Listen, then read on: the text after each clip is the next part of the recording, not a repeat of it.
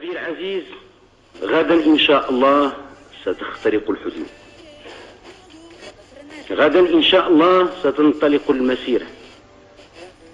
غدا إن شاء الله ستطؤون أرضا من أراضيكم. Bonjour à tous, je m'appelle Atou Sarah. Soyez les bienvenus dans cette seconde édition de la radio scolaire en français. Au programme, Yanis nous expliquera l'importance de connaître l'histoire de notre pays. Puis Roya nous parlera de l'indépendance de notre beau pays, le Maroc.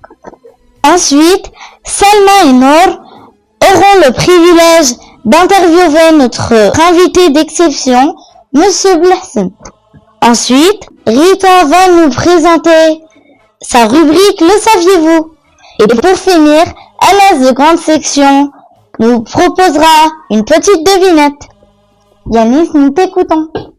Merci Sarah. Pourquoi étudier l'histoire de son pays du passé pour construire son avenir? L'histoire nous aide à mieux comprendre qui nous sommes collectivement. Elle nous aide à entrevoir d'où nous venons pour mieux connaître notre beau pays.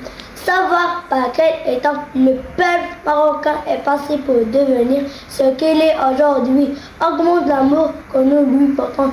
Nous imprégnons des principes, des leçons et des erreurs commises dans le passé afin de devenir meilleurs dans l'avenir. Merci Yanis. À présent, nous écouterons Roya. Merci Sarah. L'indépendance du Maroc, gravée dans l'histoire du royaume. La fête de l'indépendance, célébrée chaque 18 novembre, commémore ainsi un moment fort, celui du discours historique de 18 novembre 1955 de Sa Majesté Mohammed V, annonçant la fin du protectorat et la libération de la patrie. Merci Roya. À présent, nous écoutons Salma et Nour qui ont le privilège d'interviewer Monsieur Blahsen. C'est Sarah. Le 16 octobre 1975, le peuple marocain entendait le message du roi Hassan II.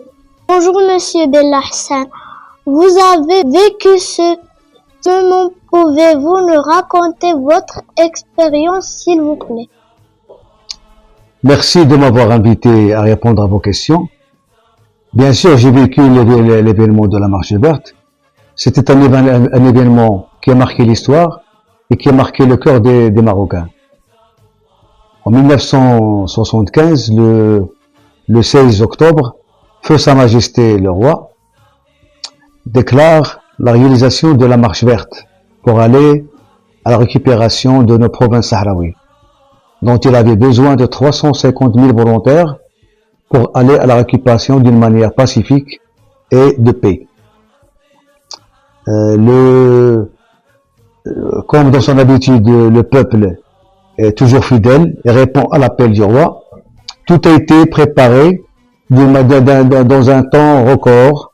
Les 350 000 volontaires, ils ont été vite inscrits. Tout le monde était volontaire, tout le monde voulait partir.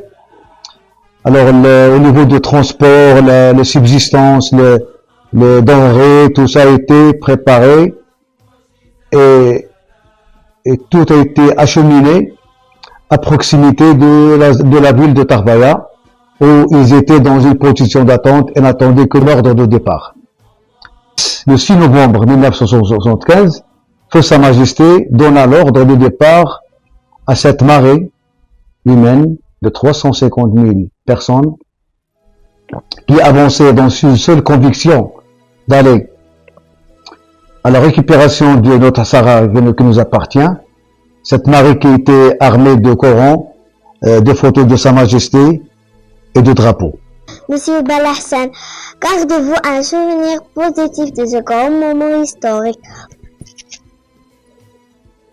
Alors, pour la question de souvenirs, je garde beaucoup. Mais le plus qui m'a beaucoup marqué et qui est resté gravé dans ma mémoire, c'est quand cette marée humaine a franchi les lignes et a avancé dans le désert presque une dizaine de kilomètres. Ils ont trouvé une maison en plein désert. La foule entourait cette maison. Tout d'un coup, un jeune volontaire surgit et alla à grimper le mur de cette habitation, arrivant au sommet où il a planté d'une manière glorieuse, où il a planté le drapeau national marocain. Alors c'était un moment émouvant, sous les houhous et les applaudissements de tous les participants et de tous les volontaires. Alors cet acte de bravoure symbolise la réussite de la marche verte. Pensez-vous qu'aujourd'hui nous pourrions revivre un tel moment? Oui, bien sûr, nous, les Marocains, on peut revivre un tel moment. Les Marocains, ils sont connus par leur sacrifice et leur contribution. Prenons l'exemple du séisme de l'Houz. Tout le Maroc s'est mobilisé à aller au secours des sinistrés. Par leurs biens, ils ont donné leurs biens, ils ont contribué, ils ont aidé, ils étaient solidaires à aller rejoindre les sinistrés et à les aider à surmonter leurs moments difficiles. Merci Monsieur Wilson pour ce magnifique témoignage. Rita, nous t'écoutons. Merci Sarah. Bonjour à tous. Nous saviez-vous? Le fond rouge du drapeau marocain symbolise la dynastie alawite. Le rouge est également associé à la force, à la détermination et à la résistance, des valeurs qui ont joué un rôle important dans l'histoire du Maroc. Comptons l'étoile et la 5 branches, comme les 5 piliers de l'islam. Elle est aussi le symbole de l'équilibre et de l'harmonie. Sa couleur verte représente la nature, la vie, l'espoir et la paix. Elle est associée à la connaissance et à la sagesse. Merci Rita. Et pour finir, MS de grande section nous proposera une petite devinette. Bonjour à tous, je m'appelle Enes Atou, je suis en grande section. Essayez de deviner cet objet. Je suis rectangulaire, je suis bleu, vert, jaune et j'ai un symbole rouge. Quand on me tient, je flotte dans les airs. Qui suis-je? Vous avez trouvé?